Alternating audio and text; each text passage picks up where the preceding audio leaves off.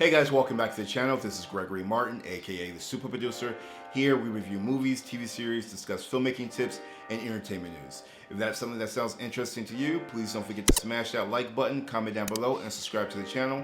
Also, don't forget to ring that bell. It keeps you notified whenever I post a new video, and it also helps the channel grow. And with that being said, let's just jump right into today's video. And today we're reviewing the Netflix movie, Trial of the Chicago 7, written and directed by Aaron Sorkin and now streaming on Netflix. Now, my first impressions after watching this movie was that it is very timely, especially with an election coming up, also with some of the social issues and political issues, racial issues that we've been experiencing this entire year. And after watching this movie, I really felt like we're back in 1968 because, like I said earlier, we are confronting some of the very same issues that they experienced, 52 years ago. The country was in an unpopular war. There was racial division. Segregation had just ended 4 years prior. There was a populist president and probably either 1A or 1B when it comes into the ranking of the most corrupt presidents, with our current president. So it looked eerily familiar to me. Now, the story is something that I never knew anything about, never heard of it, never, had any inkling that this even occurred. And after watching it, I still couldn't believe it. I still couldn't believe that this actually was based on true events. If anything, I thought this was a satirical, look of those events, with some very over-the-top characters and witty writing. But no, this is something that really happened in American history. Like Abbie Hoffman, Jerry Rubin, you could not tell me that these characters existed. They probably could have existed in a world, but I could not relate to these characters 50 years prior. I just could not place these characters there. And also the judge, I've never seen such a blatant disregard for the law.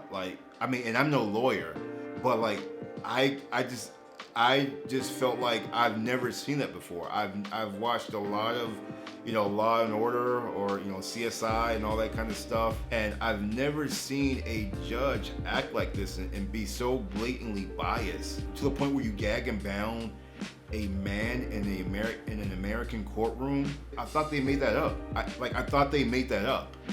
I could not believe that really happened. What the hell is going on in this country? And to a lesser extent, the same bullshit is happening now. It's just wow that these people existed.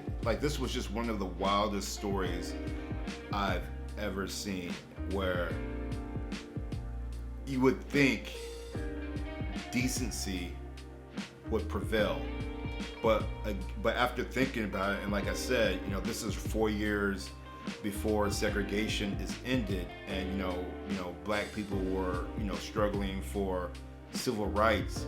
That I could in that lens, I could definitely see how this could have occurred. But it's just wild to think that this happened in America.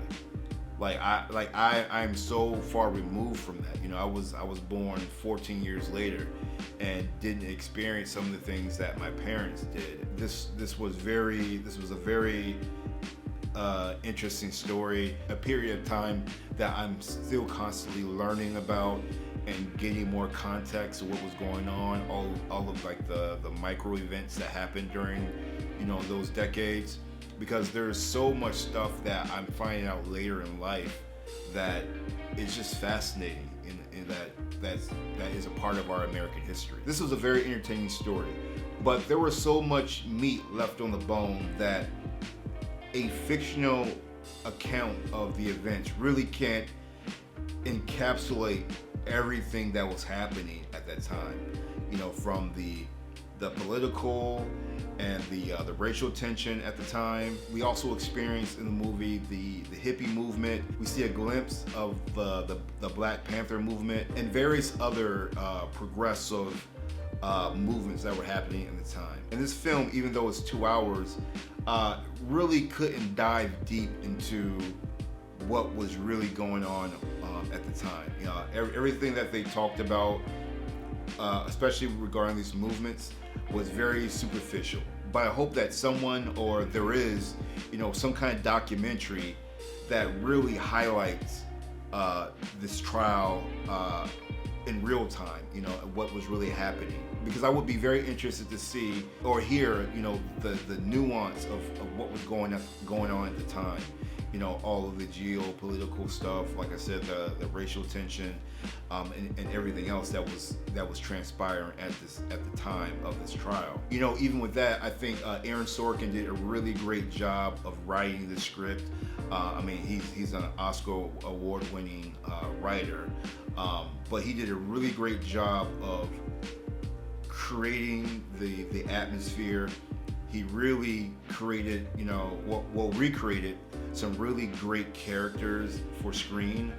And, you know, I think the casting really helped as well to really make the characters pop. But, you know, his writing really brought everything to life and really helped create a really great, entertaining movie. Even though the subject matter, you know, is very serious. And really just the way he crafted the movie reminds us of just how good of a filmmaker he is, whether it be writing or directing. Well, that is my review of the trial of the Chicago 7. I definitely recommend watching this movie. Highly entertaining. You know, I hope you guys enjoyed this review, enjoyed this video, and found it helpful. If you did, please don't forget to smash that like button and subscribe to the channel. And as always, guys, I will see you on the next one.